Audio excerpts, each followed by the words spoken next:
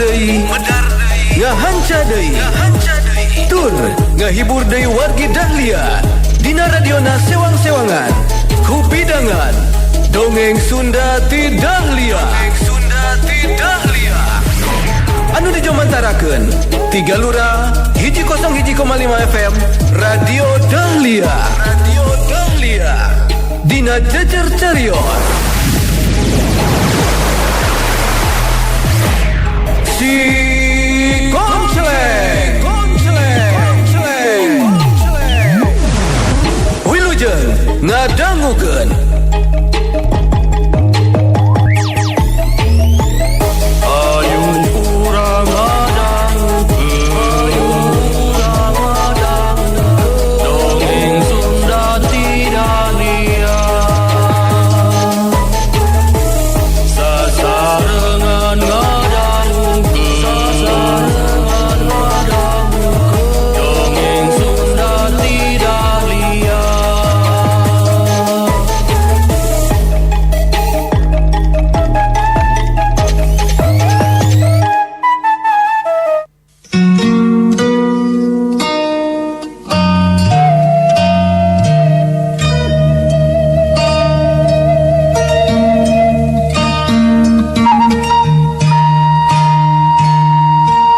Sareng siana si Konceleng tiasa ngelehkeun si Dugul Waru.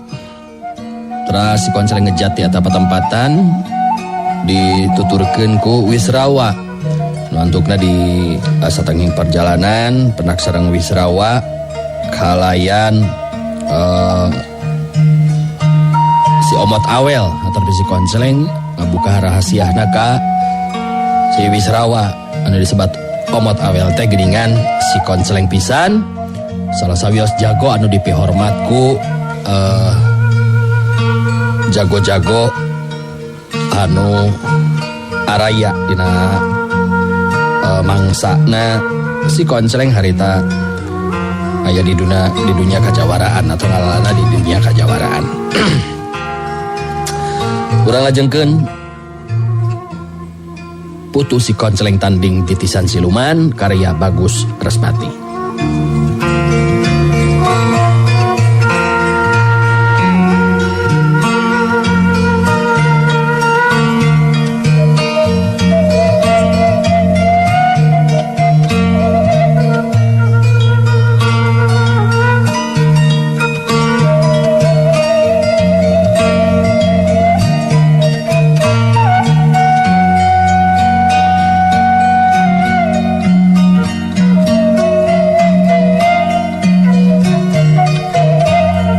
Wargi Dahlia Wisrawa begi kataji karena kemampuan si Konceleng sabab harita bener be aya nu datang nyamperkeun ka Wisrawa kalaya nu datang teh taya lianti hambali geuningan.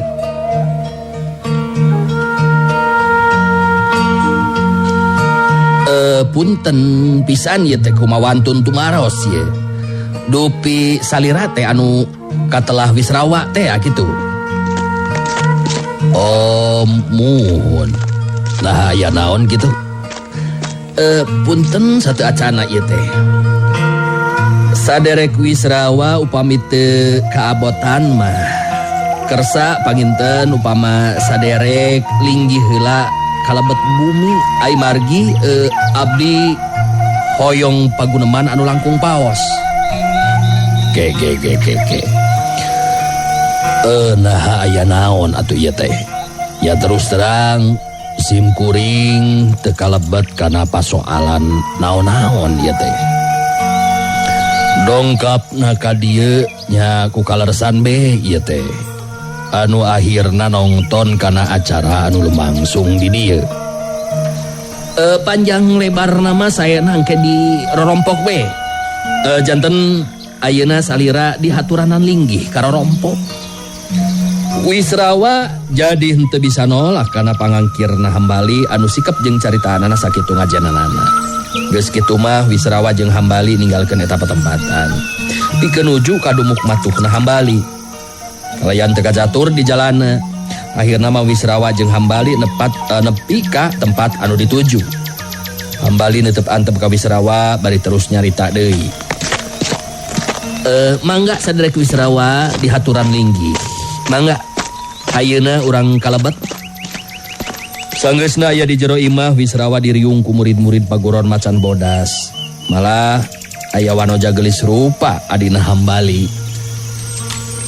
Anu nelah Injani. Ngilu ngariung diuk digigireun anu jadi lanceukna. Hambali netep antep ka Wisrawa bari terus nyarita deui. Teu kinten ngaraos bingahna ieu teh wireh ditepangkeun sareng muun Kang Wisrawa. Kajadian waktos tadi Kang Wisrawa ngahalangan pamaksudan si Dugul Waru anu bade ngalakukeun panarajang balesan ka si Omot Awel. Eta tindakan mangrupi anu kaetang ageng hartosna. Margi upami dugikeun ka si Dugul Waru naik deui kana panggung. Ijen deui sareng si Omot Awel. Pastina oge jaka kembang ngiring bantu. Tangtos kaayaanana bakal langkung kacau. Nyaku ayana kitu abdi nganuhunkeun pisan karena bantosan ti Kang Wisrawa. Oh, jadi kejadian anu tadi maksud ji hambali teh. Ya atuh eta mah geus jadi kewajiban akang. Sabab akang oge teu miharep acara anu lumangsung bakal tambah leuwih kacau.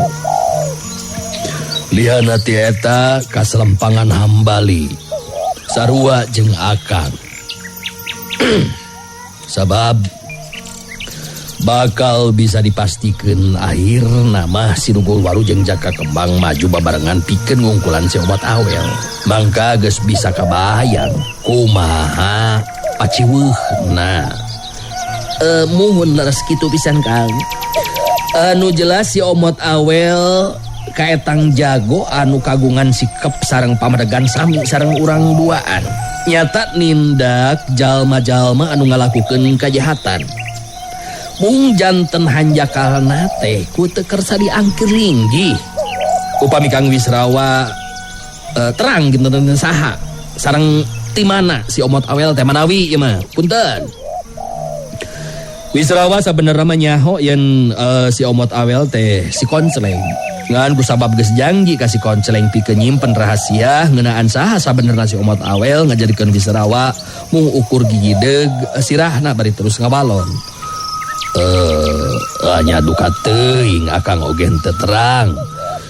Saha sabenerna jeung ti mana asalna si Omot Awel teh.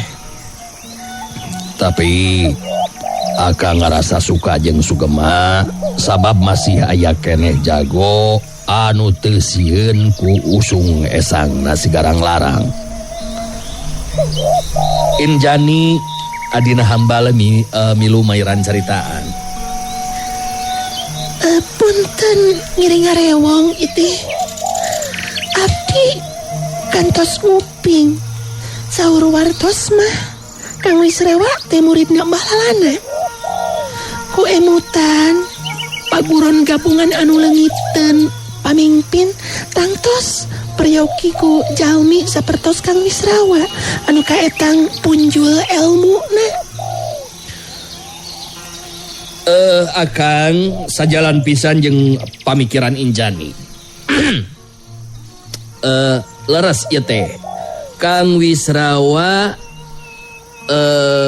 paguron gabungan teh dina waktu ayeuna sasat nuju Baluweng ieu teh. Wireh leungiteun ku Barjaya saraku pupuh paguron gabungan.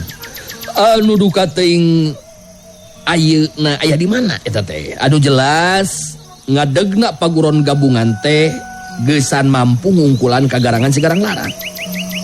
Ku emutan simkuring mah Kang Wisrawa langkung payus upami mimpin paguron gabungan. Janten abdi sareng sadayana ti paguron macan bodas neda kaweningan galih Kang Wisrawa. Upami Kang Wisrawa dicalonkeun ku paguron macan bodas janten pupuhu paguron gabungan. Kembali jeung murid-murid macan bodas kasup Injani harita pada ngusulkeun sangkan Wisrawa bisa jeung daek dijadikeun pupuh atawa pamimpin paguron gabungan anu leungiteun okojona. Sabab tug nepikeun ka harita ngeunaan Barjaya mah taya laratanana duka teuing aya di mana. Anu jelas taya pisan rasa tanggung jawab waktu keur aya kajadian Rajapati di Paguron Campaka Bodas akibat kagarangan Cigarang Larang jeung Sidugul Waru katut Jaka Kembang. Injani netep antep ka Wisrawa bari terus nyarita deui. Abdi gaduh kayakinan sanaos Kang Wisrawa anu kene memang sakumuna paguron anu aya di dunya kajawaraan teu aya anu teu lepat upami orang toskeun pilihan ka Kang Wisrawa teh. Wisrawa seuri leutik manehna inget deui kana omongan si Konceleng pikeun ngigelan kaayaan dunya kajawaraan anu ayeuna keur meujeuhna harengheng ku tindak lakuna Cigarang Larang. Wisrawa ngabagikeun paneteupna ka sakur anu aya di dinya bari terus nyarita deui.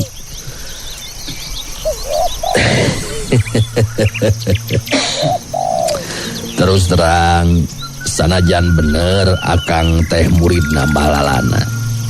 Tapi akang rumatsa ieu teh acan sapinuhna nyangking ilmu nambah lalana. Akang masih kene loba kakurangan taeta anu kahiji. Atu anu kaduana akang sanes nolak.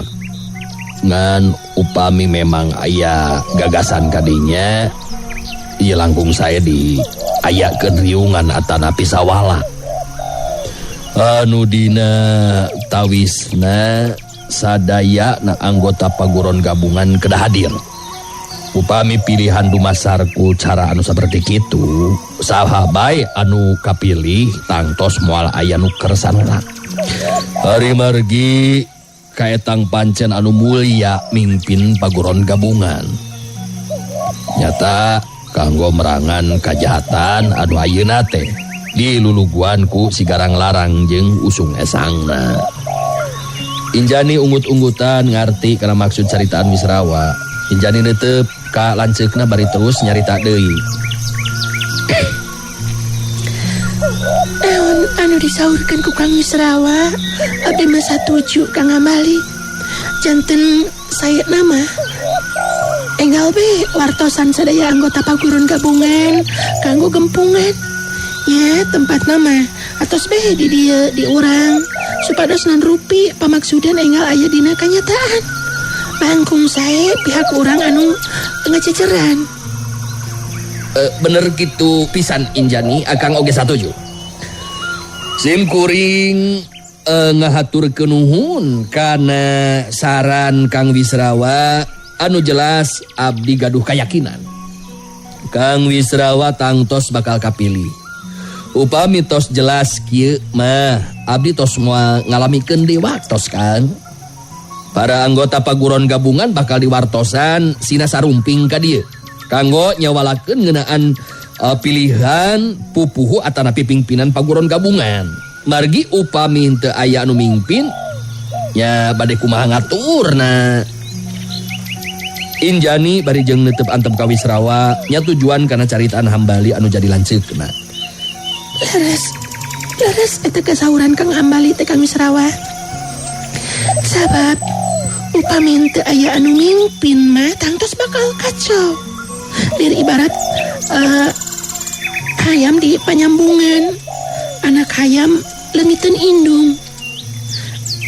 Ari margi anu jenengan pamimpin teh atanapi pupuhu mah tetep penting dina sagala rupi bidang kahirupan oge. Kitu ari emutan abdi mah. Sanes kitu Kang Wisrawa. Leres. Memang kitu kaayaan anu lumangsung dina ieu kahirupan. Ngan anu langkung penting deui mah setiap pribadi kedah mampu mimpin dirina masing-masing. Upami masing-masing tos pada mampu mimpin dirina, mangka ieu kahirupan bakal aman. Sabab timbulna kajahatan seperti anu dilakukeun ku Cigarang Larang jelas lantaran dirina dipimpin ku nafsuna. Nafsu hayang ngawasa ieu kahirupan anu matak tindakanana ingkar tina kamanusaan. Injani milu mairan caritaan deui. Naon anu disaurkeun ku Kang Wisrawa kahartos. Nu awi saenggalna milih pamimpin paguron gabungan teh kaetang penting. Ari margi tujuanana apanan teu aya sanes jata kanggo merangan tindak laku kejahatan. Upami mabukna tindak laku kejahatan diantepkeun, nya bade kumaha atuh nasib jalmi-jalmi anu teu gaduh dosa sareng jalma anu sepi ku pangarti. Tuna tina pakabisa. Tangtu mengukur janten korban tina kasawenang-wenangan pihak anu milampah laku kejahatan. Kitu panginten ye. Aduh, punten be ieu Kang Wisrawa. Ya mohon ieu pun adi teh kaetang sumanget pisan upami tos diajakan ngobrol teh nya punten pisan ieu Kang Wisrawa. Aduh maklum masih keneh ngaraos nyeri hate panginten. Tumali ku nasibna guru abdi nyataki Radea anu janten korban kagarangan si Garang Larang anu ngagempur ka paguron Campaka Bodas teh ya. Aduh siapunten pisan ieu. Loba deui obrolan anu sajena sanajan tacan lila tepung tapi terus jadi loma kitu nate lantaran memang aya kacocogan di antara sakabeh anu araya didinya. Saterusna dina poe eta keneh hambali anu geus kapilih jadi pupuh Macan Bodas ngagantikeun Ki Radea almarhum nitah salah saurang murid anggota Macan Bodas pikeun ngondang para anggota paguron gabungan pikeun daratang dina poe isukan geusan sawala nangtukeun pilihan pupuh paguron gabungan.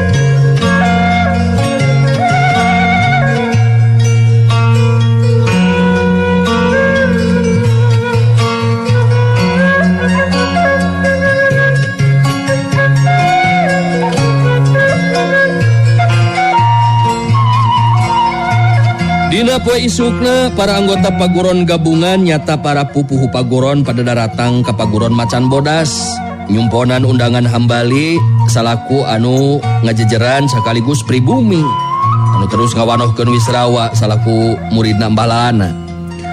Sanggeusna beres silaturahmi kakarak acara riungan teh dimimitian.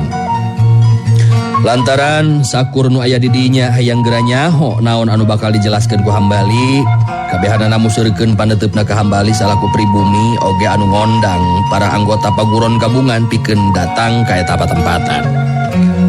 Hambali ngabagikeun paneteupna ka sakabehan nu aya di dinya, teu lila terus muka babaran lisan. Langkung ti payun sim kuring ngaturkeun salam kawilujengan ka sadayana diwuwuh kurasa bingah tur bagja. Ari margi sadayana para anggota paguron gabungan aya sumping ka dieu. Hambali nyelang eureun heula nyaritana. Nyarungsum piomongeunana anu merenah dina eta riungan. Teu lila terus harita hambali cumarita deui dina sikep anu tenang. Sakumaha para anggota paguron gabungan tos pada uninga rehna kaayaan urang dina waktos ayeuna teh estu teu aya pamingpin atanapi pupuhuna. Jalaran barjaya tuk dugikeun ka kiwari tetela teu aya wartos-wartos nacan. Da ieu kaayaan jelas teu tiasa diantepkeun. Sokomo upami urang sadar kana kasang tukang ayana paguron gabungan teh geusan tujuan merangan kajahatan. Pangpangna mah kajahatan anu dilakukeun ku si Garang Larang. Tumali sareng eta kayan simkuring salaku pupuh paguron Macan Bodas ngusulkeun saderek Wisrawa muridna Mbah Lalana Gesan janten pupuhu atanapi pimpinan paguron gabungan ngagantikeun Barjaya. Anu salajeng nama nyangakeun kanu sanes. Bilih aya anu seja kadugikeun.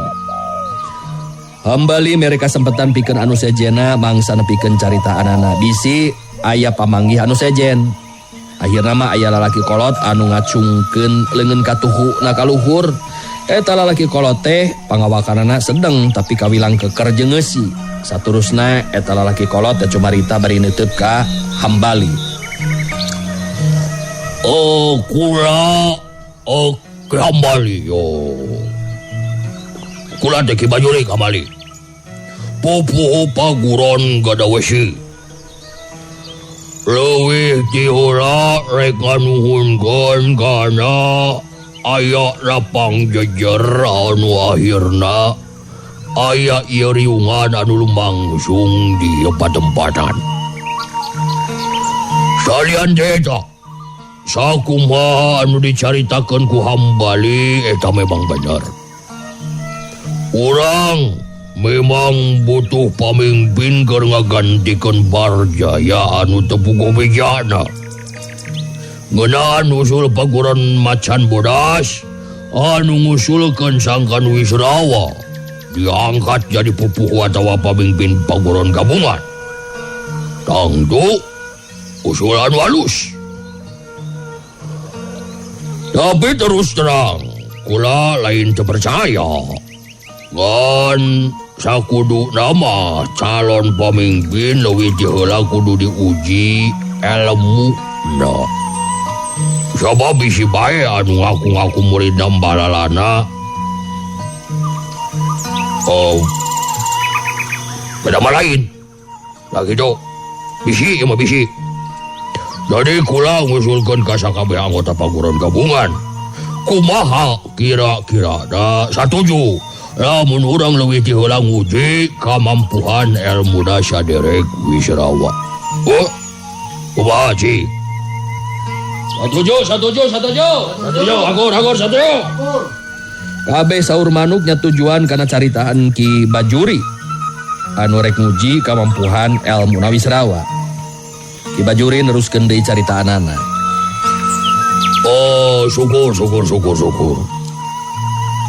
Kangaranan satuju mah artina sapa mikiran jeung sapa madegan jeung diri kula. Di luar aya keneh panggung acan dikakat. Jadi leuwih hade pisan lamun dipake pikeun nguji calon pamimpin. Wayana kitu kula minta Wisrawa ulah ngarasa kasinggung ku caritaan kula. Nu dipalar sangkan sakabeh anggota jadi percaya kana kamampuan pamimpinna. Malah terus terang anu bakal ti heula nguji Wisrawa geus teu kudu anu sejen. Kula anu pangheulana pikeun nguji kamampuan Wisrawa. Satuju. Kabeh saur manuk ambal-ambalan.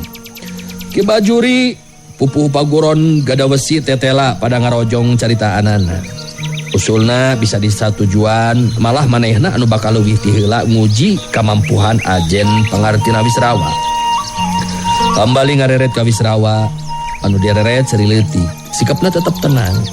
Terus ngabagikeun paneteupna ka sakabeh anu aya di dinya teu lila terus kenalisan.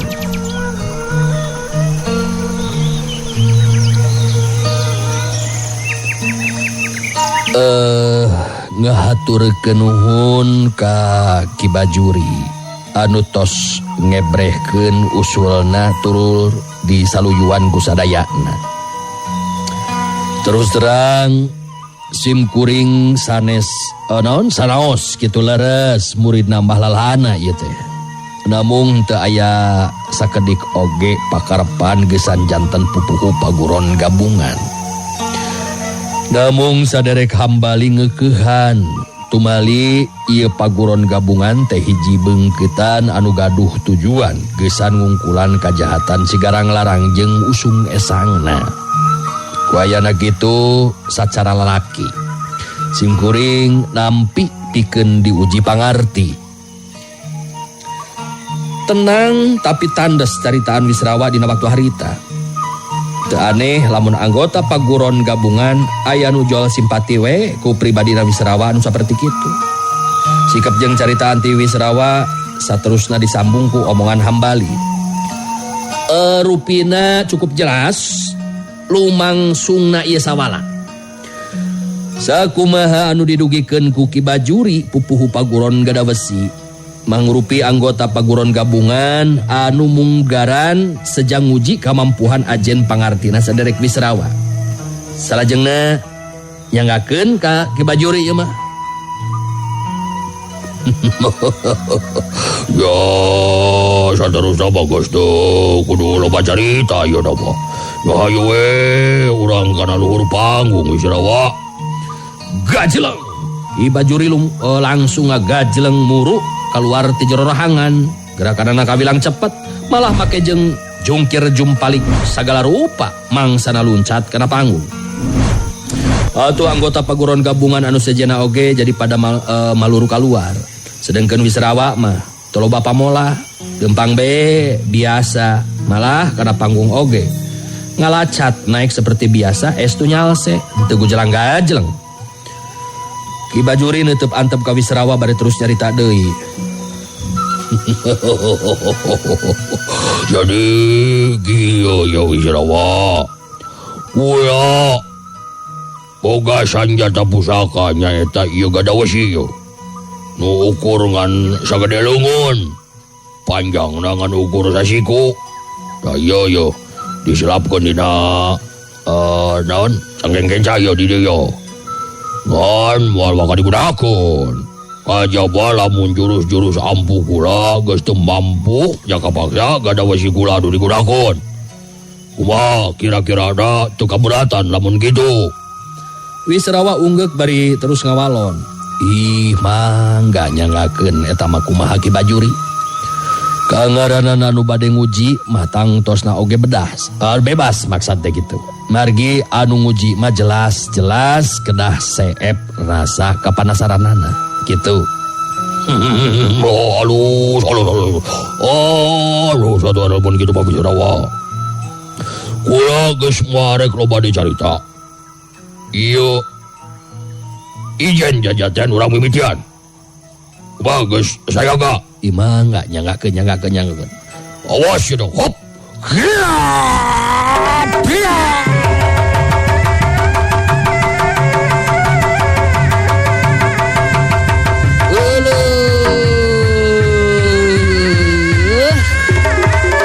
Waktosna wargi nigermet pisannya. Iya waktu senasanya relekna teu karaos pisan. Udah geremet bade diuji Wisrawa dinten ieu. Nah waktu samparantos seep. Atuh insyaallah lah anjing urang lajengkeun kumaha ujian kanggo Wisrawa anu lumangsung di eta paguron. Insyaallah anjing urang sampeun. Atuh sim kuring anu mancan tugas Pendeta Mary undur pamit. Hatur nuhun kana sadeparatosan hapunten samadaya lepatan sareng kakirangan sim kuring wilujeng kantun kasadayana permios. Assalamualaikum warahmatullahi wabarakatuh. Panteng radio Panteng Dahlia. Enak-enak langgamnya Dahlia. Prung go goyang. Wargi Dahlia, cag heula, urang cageun heula. Dugi ka dieu, dongeng Sunda ti Dahlia dina dinten ieu. Dina carios si Komceleng. Tong hilap ulah dugi ka kantun. Enjing patepang dangu deui dina acara sareng tempat anu sami mung di 101,5 FM Radio Dahlia. Wilujeng kantun permios.